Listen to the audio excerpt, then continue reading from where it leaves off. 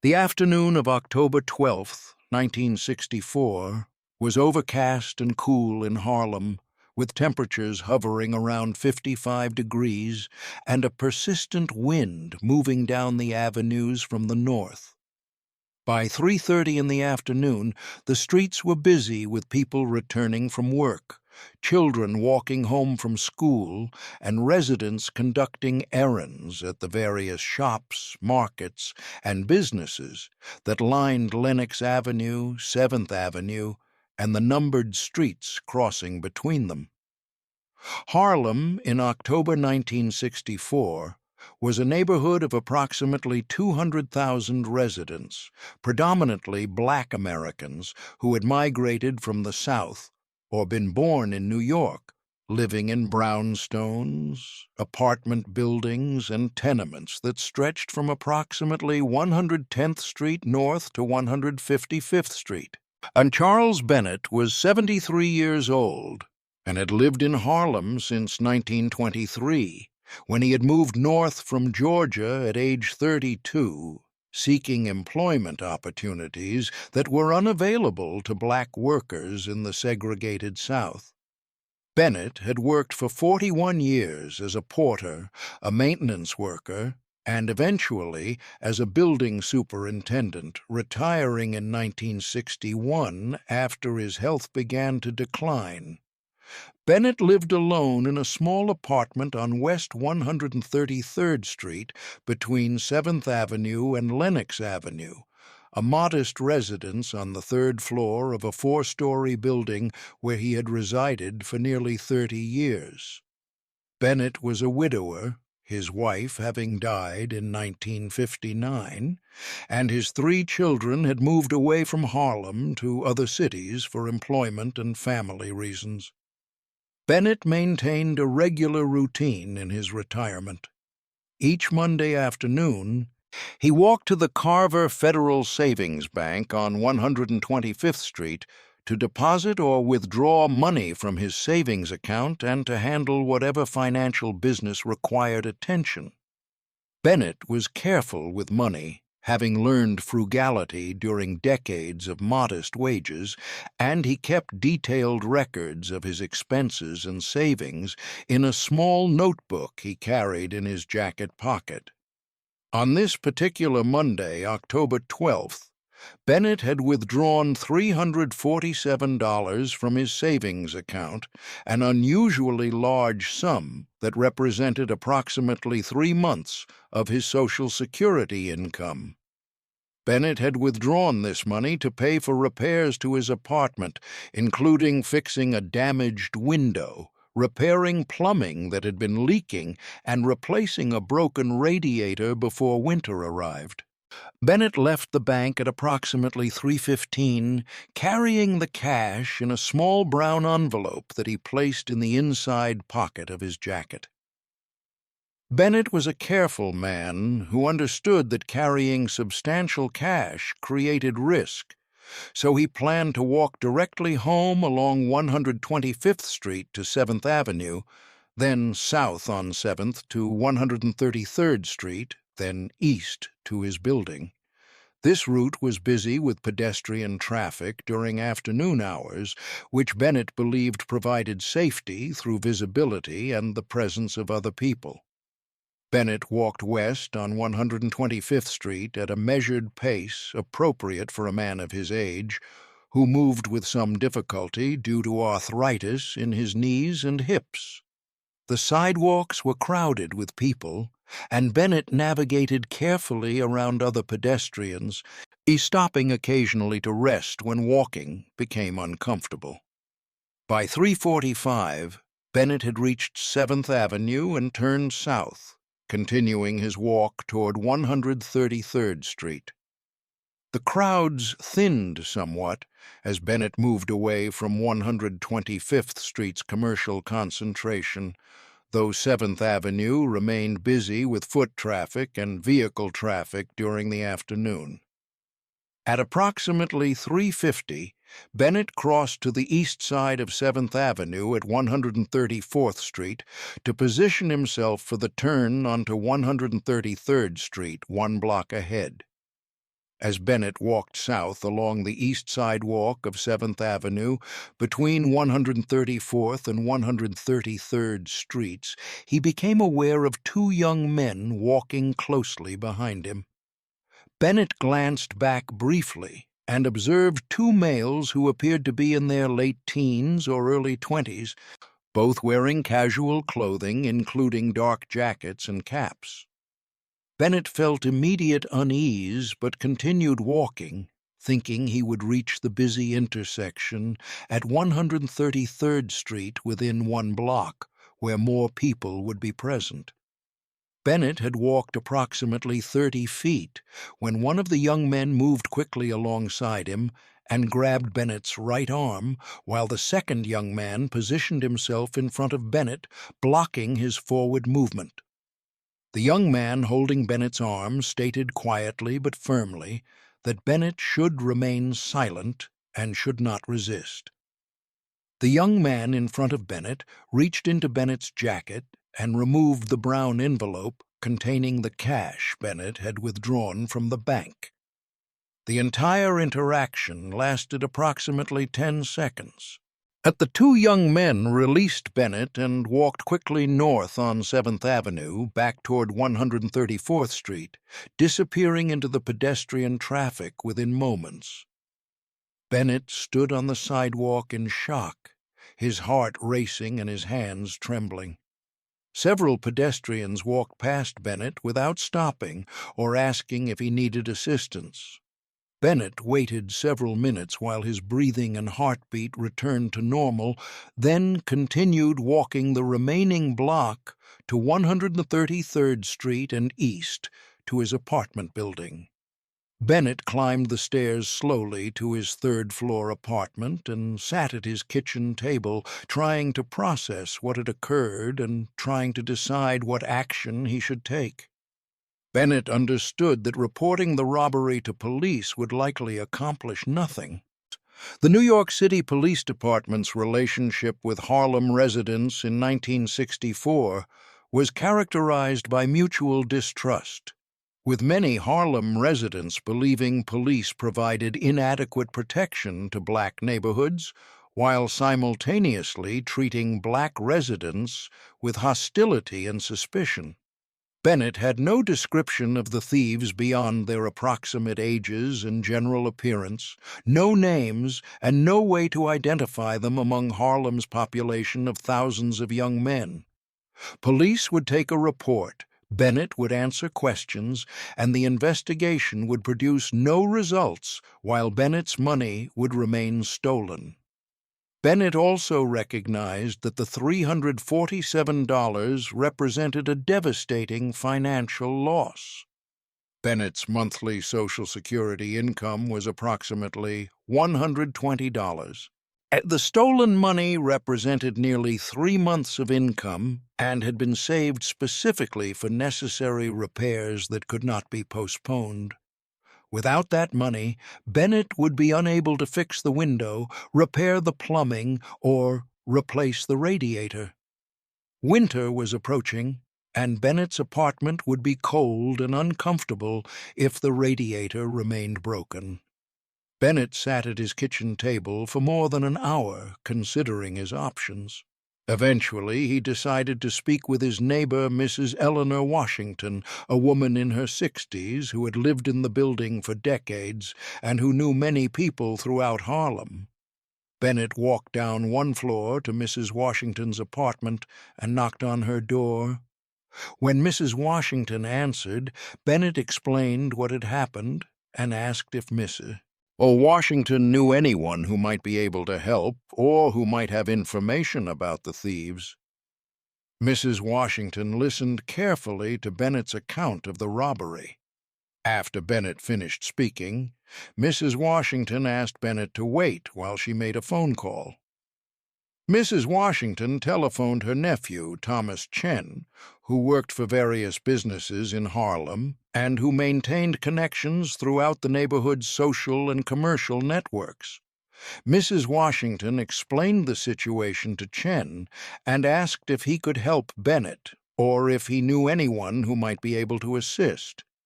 Chen stated he would make inquiries and would contact Mrs. Washington within a day or two if he learned anything useful.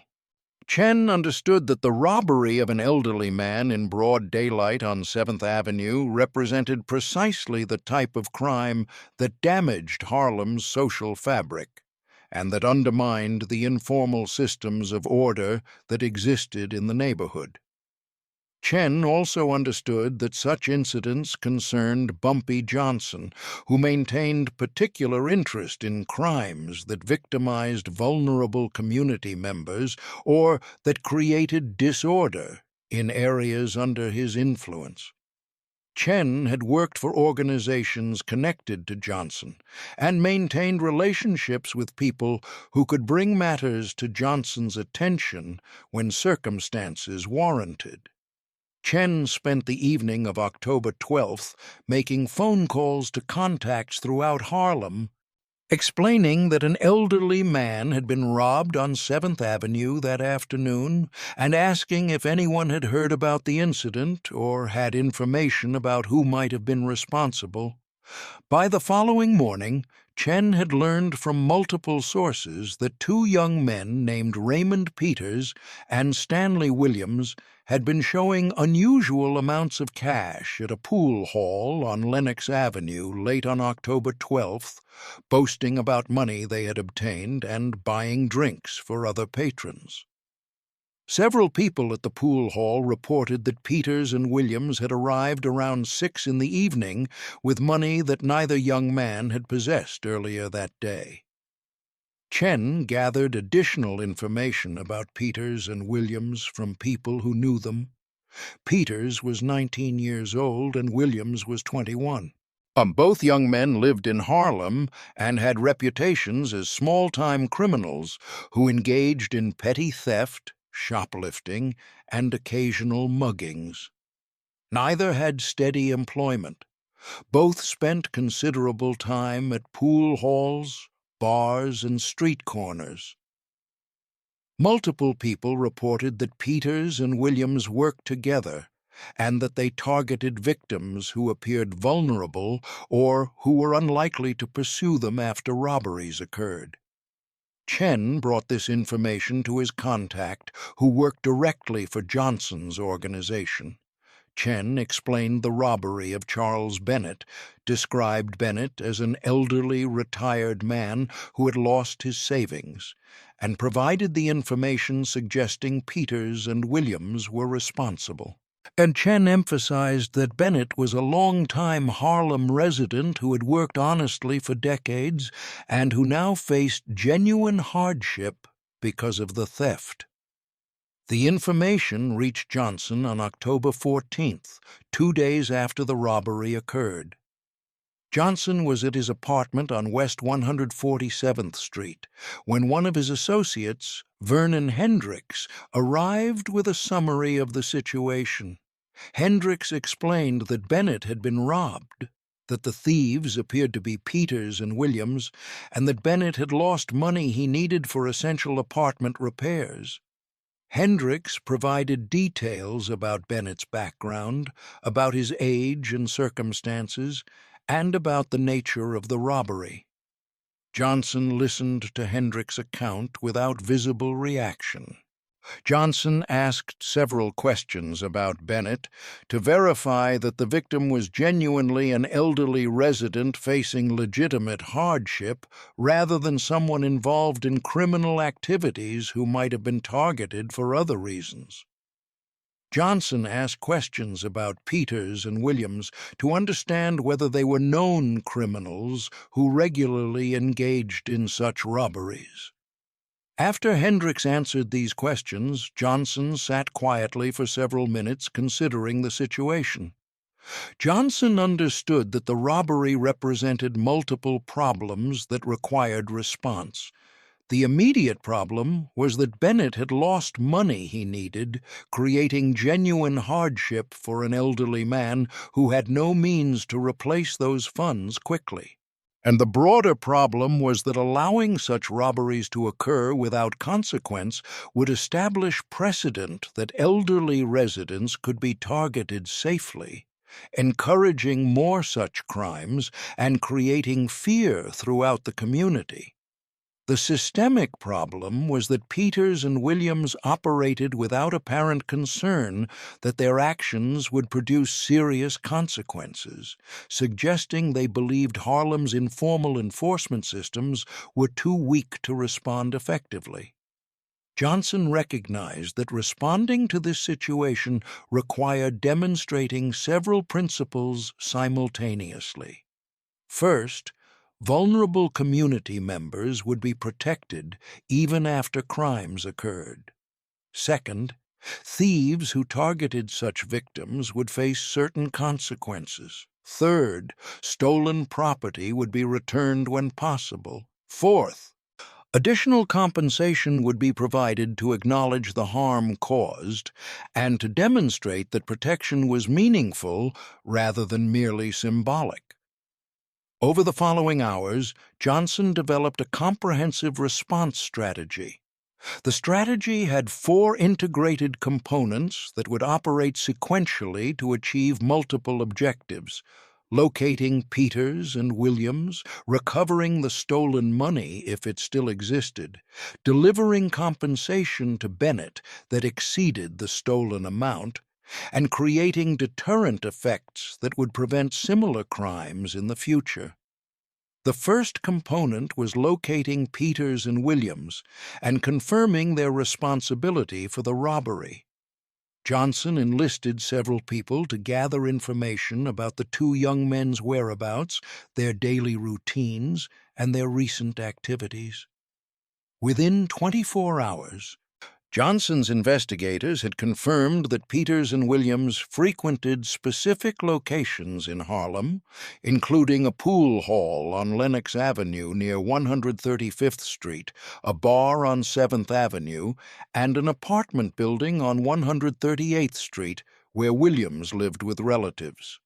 Investigators also confirmed through multiple sources that Peters and Williams had possessed unusual amounts of cash on October 12th and had spent money freely that evening, consistent with having just stolen $347. The second component was confronting Peters and Williams directly to confirm their involvement and to recover whatever money remained. On the evening of October 15th, 3 days after the robbery, Johnson sent 4 associates to the pool hall on Lenox Avenue, where Peters and Williams were known to spend time. The associates arrived at approximately 8:30 and observed Peters and Williams playing pool.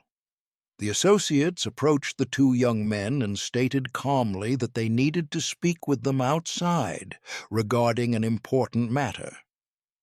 Peters and Williams initially resisted, but the associates made clear that refusal was not acceptable.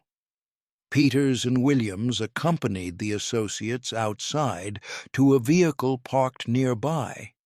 Inside the vehicle, one of Johnson's associates explained that they knew Peters and Williams had robbed an elderly man named Charles Bennett on October 12th on 7th Avenue. The associate stated that multiple witnesses had observed Peters and Williams spending unusual amounts of money immediately after the robbery, and that numerous people had confirmed their responsibility. And the associate asked Peters and Williams to confirm their involvement and to return whatever money remained from the theft. Peters and Williams initially denied involvement, but the associate presented specific details about the robbery, including the location, the approximate time, the description matching Bennett's account, and the evidence of spending unusual cash that evening. Faced with this comprehensive knowledge, Peters and Williams acknowledged they had robbed Bennett and had taken $347. The associate asked how much money remained. Peters and Williams stated they had spent approximately $200 on drinks, pool games, and various purchases, leaving approximately $147 remaining between them.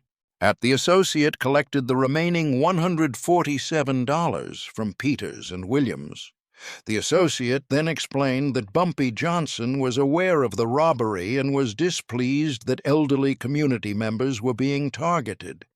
The associate stated that Peters and Williams would face consequences for their actions, but that the immediate requirement was that they remain available and not attempt to leave Harlem or to hide.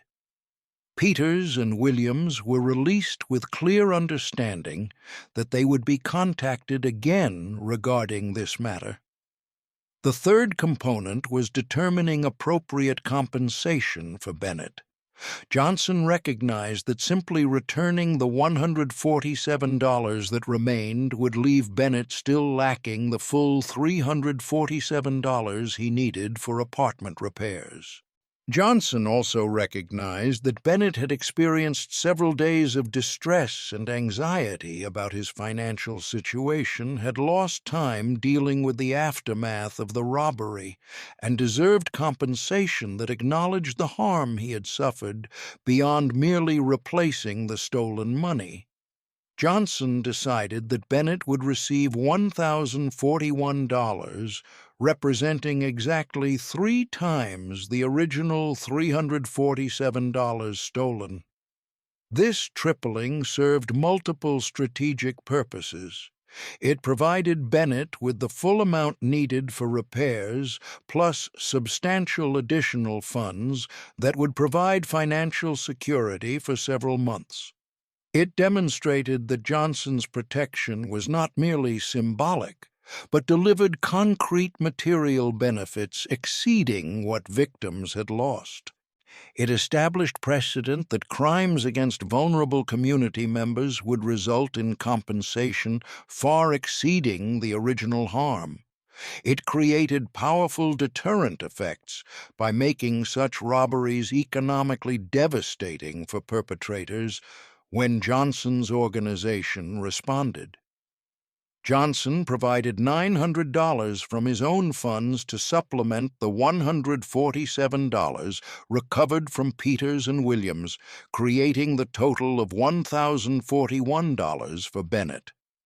Johnson instructed Vernon Hendricks to deliver the money to Bennett personally and to explain that the funds were being provided to compensate for the robbery and to ensure Bennett could complete his apartment repairs and have additional financial security. The fourth component was ensuring Peters and Williams faced meaningful consequences that would deter their future criminal activity, and that would demonstrate to other potential criminals that robbing elderly residents carried severe costs. Johnson did not order physical violence against Peters and Williams, recognizing that violence would not serve the strategic purposes of this response. Instead, Johnson implemented economic and reputational consequences that would be more effective in preventing future crimes. Johnson required Peters and Williams to repay the $900 he had contributed from his own funds to reach the $1,041 total. This repayment would occur over 12 months at $75 per month, forcing Peters and Williams to obtain employment or other legitimate income sources to meet the payment schedule.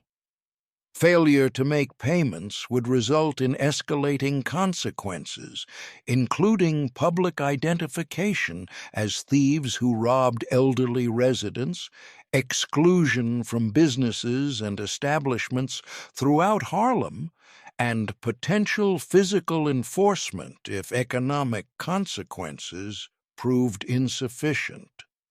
Johnson also arranged for Peters and Williams to be publicly identified throughout Harlem's criminal networks as individuals who had robbed an elderly man and who had been caught and punished by Johnson's organization. This reputation damage would make it extremely difficult for Peters and Williams to participate in criminal activities in Harlem, as no one would trust them or want to work with them after they had been marked as thieves who targeted vulnerable victims and who had been disciplined.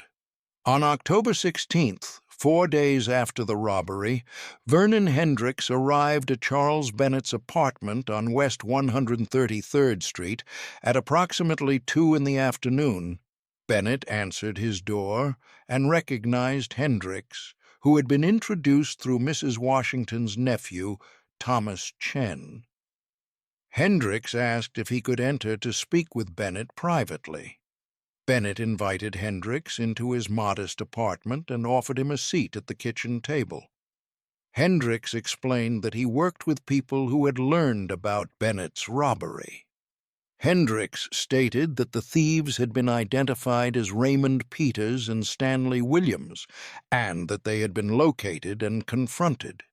Hendricks explained that the thieves had spent most of the stolen money, but that approximately $147 had been recovered.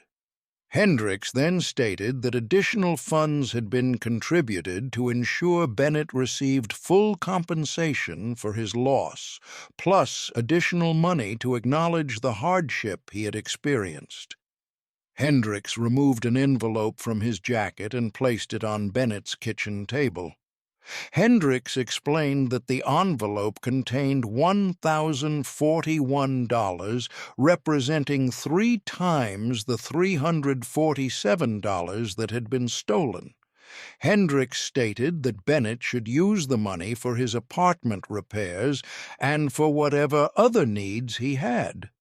Hendricks emphasized that Bennett should not feel obligated to anyone for this assistance and that no repayment or reciprocal action was expected.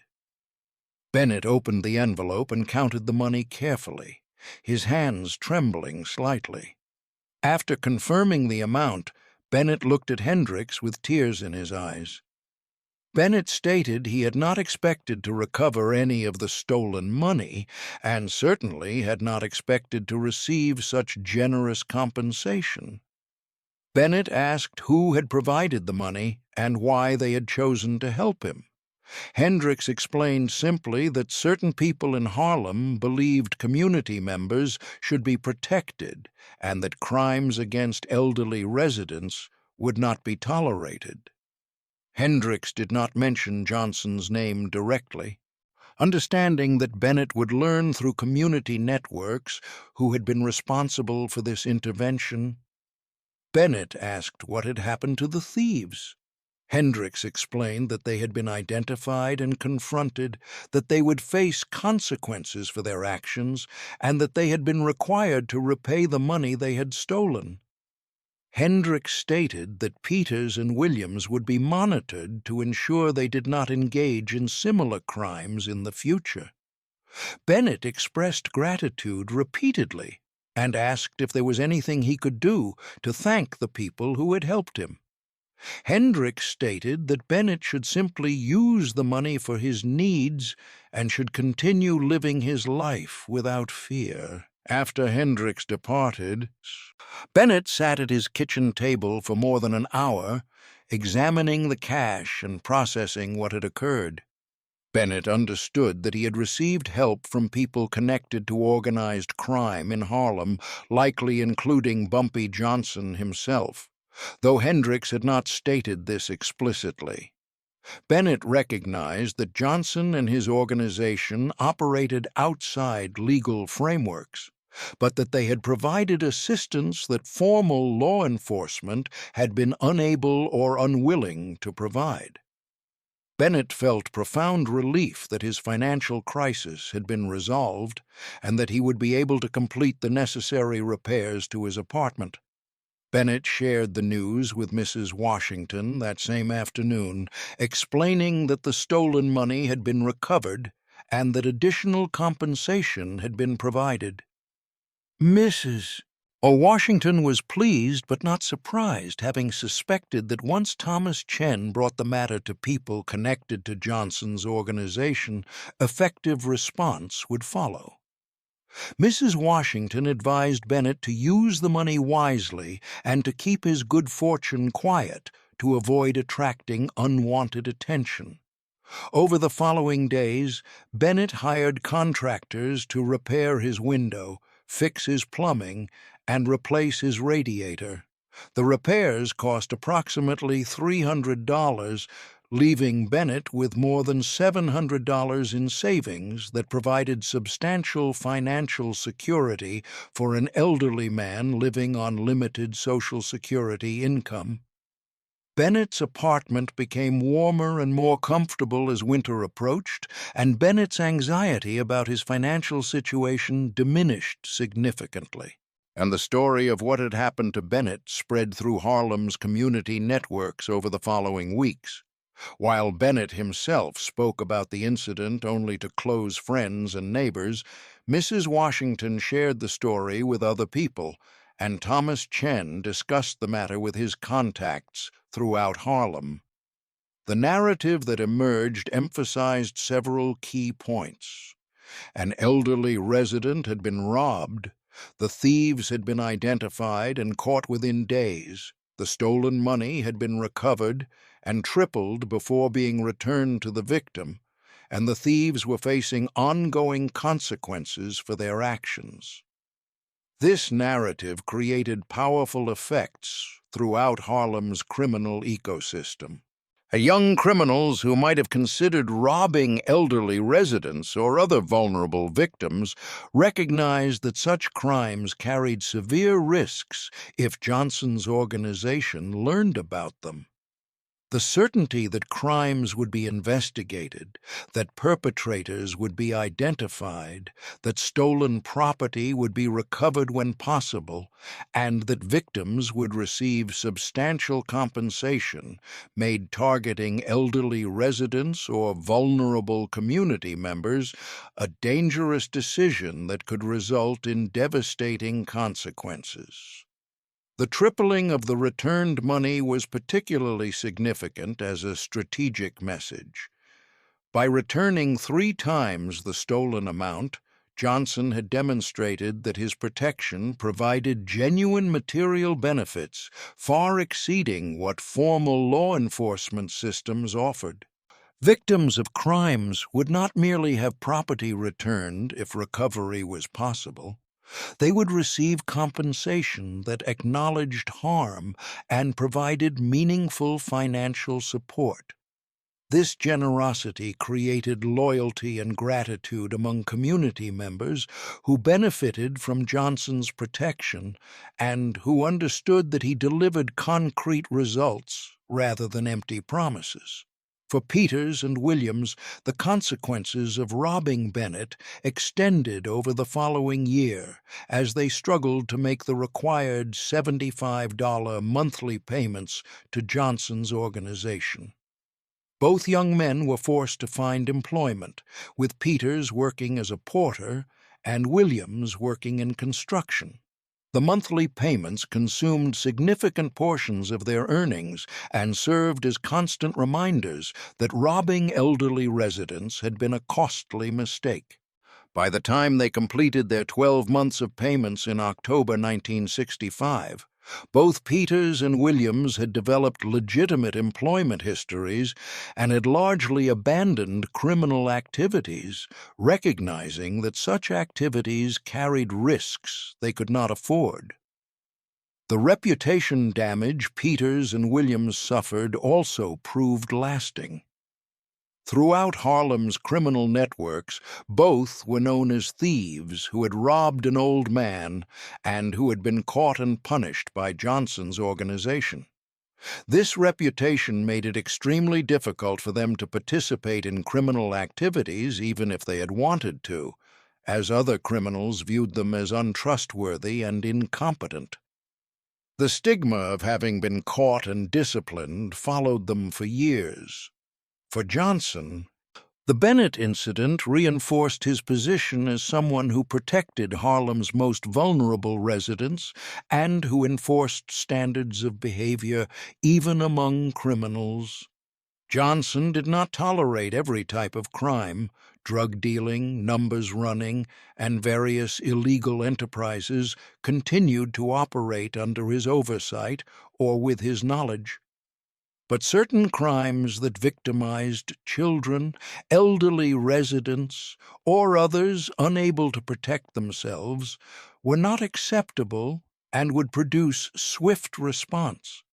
This selective enforcement created a complex social order where illegal activities coexisted with protection for vulnerable community members.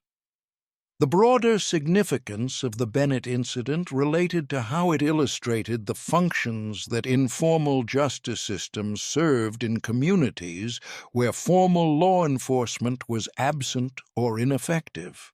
Bennett had not reported the robbery to police because he correctly understood that police would not dedicate resources to investigating a street robbery with minimal evidence and no clear leads.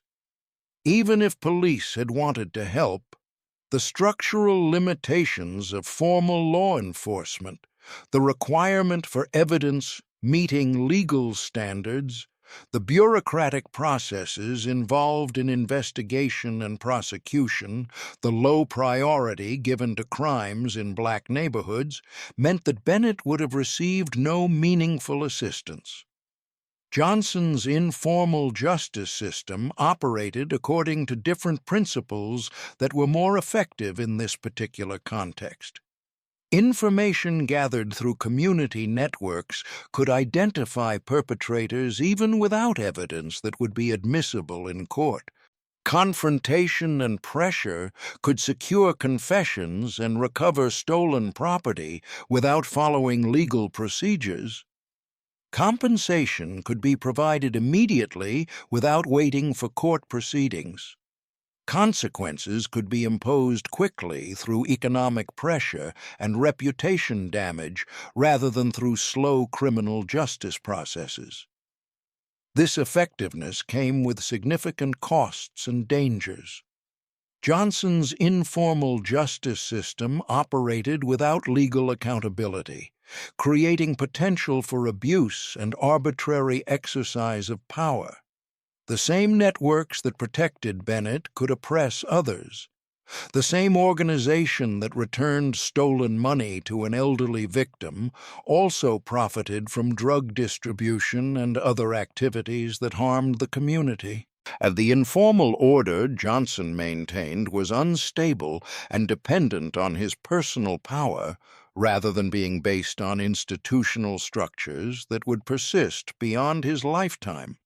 Nevertheless, for Bennett and for other Harlem residents who benefited from Johnson's selective protection, the informal justice system provided assistance that formal systems did not. Bennett received his money back, tripled, his apartment was repaired, and he lived the remaining years of his life with financial security he would not have had if the robbery had gone unanswered.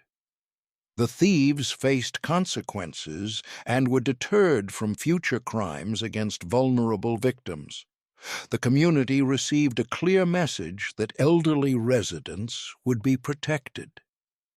The legacy of the Bennett incident persisted in Harlem long after the immediate resolution, and the story was told and retold in barbershops, on street corners, in churches, and in homes as an example of how Johnson protected the community. Each retelling reinforced the message that vulnerable residents had protection even when formal systems failed them. Each retelling strengthened Johnson's legitimacy as someone who maintained order according to principles that community members valued. Each retelling made it less likely that other criminals would target elderly victims, knowing that such crimes would produce severe consequences if Johnson learned about them. For historians and social scientists studying Harlem during the 1960s, incidents like the Bennett case illustrated the complex relationship between organized crime and communities in environments characterized by poverty, discrimination, and inadequate public services. Johnson was simultaneously a criminal exploiting his community and a protector serving community interests that formal institutions neglected.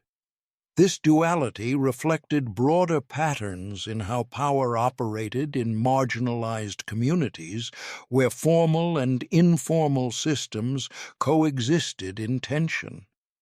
The Bennett incident also demonstrated strategic principles about how reputation and precedent create order more effectively than constant violence. Johnson did not respond to the robbery by killing or seriously injuring Peters and Williams. Instead, Johnson imposed economic consequences, reputation damage, and ongoing monitoring that changed their behavior through calculation rather than fear of immediate harm. This approach was more sustainable because it did not require continuous violence to maintain order. On the precedent established by the Bennett case, that robbing elderly residents would be investigated, perpetrators would be identified and punished, and victims would receive generous compensation, created deterrent effects that prevented many crimes from occurring in the first place. Johnson's decision to triple the returned money rather than simply returning the stolen amount reflected sophisticated understanding of how generosity creates power. By providing Bennett with $1,041 instead of $347, Johnson transformed a simple restitution into a demonstration of extraordinary capability and benevolence. Bennett would remember for the rest of his life that he had received help that far exceeded his expectations when formal systems offered nothing. Other Harlem residents who heard the story would understand that Johnson's protection delivered concrete material benefits and would develop loyalty based on demonstrated capability rather than merely abstract promises. The incident illustrated how informal justice systems can address certain types of problems more effectively than formal systems, while simultaneously highlighting the dangers such systems pose. Bennett benefited from Johnson's intervention. But what happened when Johnson's interests conflicted with community welfare? What happened when Johnson's organization committed crimes against community members? What accountability existed for Johnson's exercise of power? All these questions revealed the fundamental instability of informal justice systems that depend on individual leaders rather than institutional structures and legal constraints. Charles Bennett lived until 1971, dying of natural causes at age 80. During his final years, Bennett's apartment remained well-maintained and comfortable, partly because the $700 remaining after his 1964 repairs provided financial cushion that allowed him to address problems as they arose. Bennett spoke occasionally to trusted friends about the robbery and its resolution, always expressing gratitude for the help he had received while acknowledging complexity about receiving assistance from criminal organizations. Bennett understood that the same people who helped him also profited from activities that harmed Harlem. But Bennett also recognized that without their intervention, he would have faced genuine hardship. Johnson died in 1968. 4 years after the Bennett incident, collapsing from a heart attack at Wells Restaurant in Harlem while eating an early morning meal. Johnson's death at age 62 ended the informal order he had maintained for decades. The power vacuum that followed led to increased violence and instability as multiple groups competed for control of Harlem's illegal economy. The selective protections Johnson had provided to vulnerable community members largely disappeared as new criminal organizations focused primarily on profit rather than on maintaining community relationships.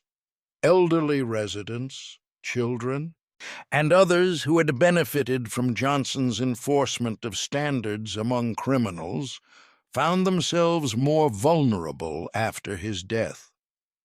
The contrast between Harlem during Johnson's lifetime and Harlem after his death revealed how dependent informal justice systems are on particular individuals rather than institutional structures.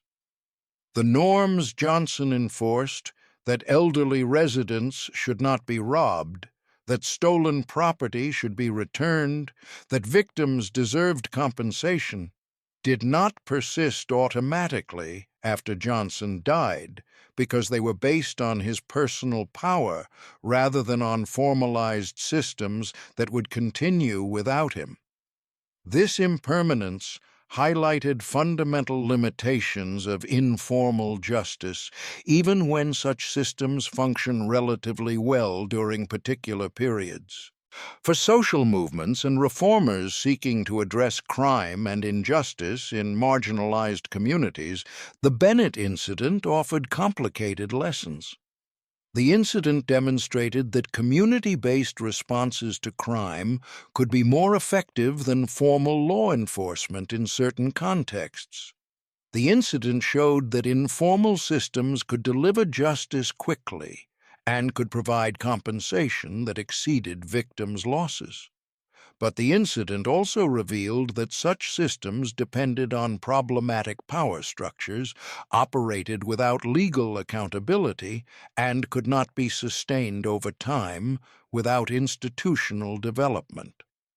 The calm resolution of the Bennett case, an elderly man robbed, thieves identified within days, money returned tripled, perpetrators facing ongoing consequences, a community receiving clear messages about protection, illustrated how power could operate through demonstrated capability rather than through noise or drama.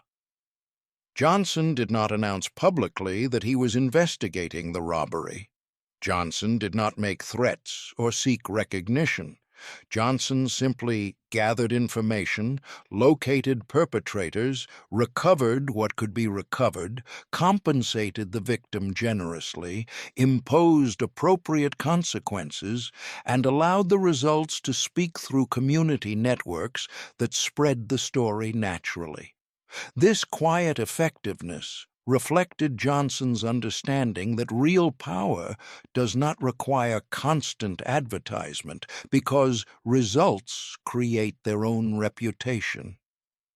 Bennett's gratitude, the community's awareness that elderly residents had protection, the deterrent effects on potential criminals, the transformation of Peters and Williams from thieves to working men making restitution. These outcomes demonstrated capability more convincingly than any public announcement could have. The story spread throughout Harlem, not because Johnson promoted it, but because Bennett told neighbors, because Mrs. Washington shared information, because Thomas Chen discussed the matter with contacts, and because the results were sufficiently remarkable that people naturally talked about them. In the decades after these events, as Harlem changed and as new generations replaced those who had experienced Johnson's era directly, the Bennett incident became part of the folklore surrounding Johnson's life. Whether the incident occurred exactly as described or occurred in some different form or represented a composite of multiple similar events, or was entirely legendary, the story persisted because it captured something meaningful about how Johnson operated and about why Harlem residents developed complex relationships with someone who was simultaneously criminal and protector. The enduring lesson from the Bennett case, whether historical fact or community legend, related to how protection and power function in environments where formal institutions fail to serve all citizens equally.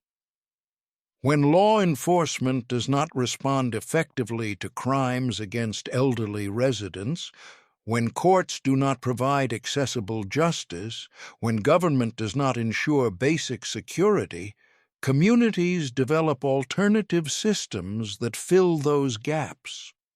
These alternative systems often involve problematic elements, including violence, exploitation, and arbitrary power. But they also sometimes provide assistance that formal systems do not, creating genuine benefit for vulnerable individuals even while causing broader harm. The complexity of this reality, that criminal organizations can simultaneously exploit and protect communities, that informal justice can be both effective and dangerous, that individuals like Bennett can receive meaningful help from deeply flawed systems, resists simple moral judgment. Understanding this complexity requires recognizing that in conditions of poverty, discrimination, and institutional failure, people make strategic choices among imperfect options and develop loyalty to those who demonstrate capability even when those individuals operate outside legal frameworks. The Bennett incident stands as one example among many of how Bumpy Johnson maintained his position in Harlem through selective use of his organizational capacity to address problems that affected vulnerable community members. The incident illustrated principles about information networks, swift response, generous compensation, appropriate consequences, and strategic communication that made Johnson's informal enforcement system effective within its limited scope. The incident also revealed limitations and dangers inherent in systems that depend on individual power rather than institutional structures and legal constraints. These lessons remained relevant long after the specific individuals involved had died, offering insights into how power, justice, and community protection function in environments where formal systems fail to serve all citizens equally.